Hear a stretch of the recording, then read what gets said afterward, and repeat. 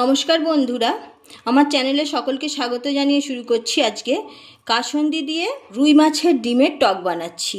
এটা বাড়িতে বানানো কাসুন্দি। আমি কাসুন্দিটা নিয়ে নিয়েছি, একটু জল দিয়ে দিচ্ছি। জল দিয়ে কাসুন্দিটা জলের সাথে মিশিয়ে রেখে দিচ্ছি। মাছের ডিম নিয়েছি, দিয়ে দিচ্ছি 2 চামচ বেসন, সামান্য হলুদ, পরিমাণ মতো নুন। আমরা যে মুড়ি খাই সেই মুড়ি দিয়ে দিচ্ছি, একটু ভালোভাবে মাখিয়ে নিচ্ছি। মুড়িটা দিলে ডিমটা ফাঁপ হবে, শক্ত হবে না।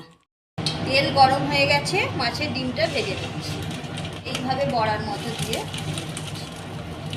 ডিমগুলো ভাজা হয়ে গেছে, তুলে নিচ্ছি।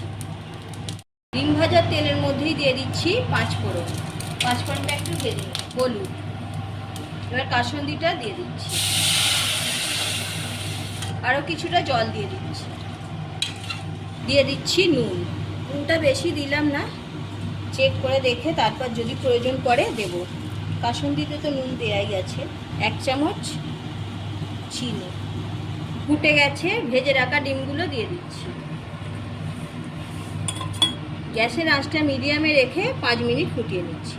খুব ভালোভাবে ফুটে গেছে, 5 মিনিট ধরে আমি ফুটিয়ে নিয়েছি। মাছের ডিমের টক কাসুন্দি দিয়ে একদম রেডি হয়ে গেছে। এবার গ্যাসটা অফ করে দিচ্ছি। আমি নুনটা চেক করে নিয়েছিলাম, একটু কম ছিল, আবার একটু দিয়েছি। এখন একদম পারফেক্ট আছে। যে সকল বন্ধুরা নতুন, চ্যানেলটি সাবস্ক্রাইব করে পাশে থাকবেন। পাশে থাকা বেল আইকন প্রেস করবেন, যাতে যে কোনো ভিডিও আপলোড হলে আপনার কাছে পৌঁছে যায়। আর লাইক দেবেন, প্রচুর প্রচুর শেয়ার করুন। বাড়িতে কাসুন্দি থাকলে এইভাবে একবার রুই মাছের ডিম দিয়ে কাসুন্দি টক বানিয়ে দেখুন।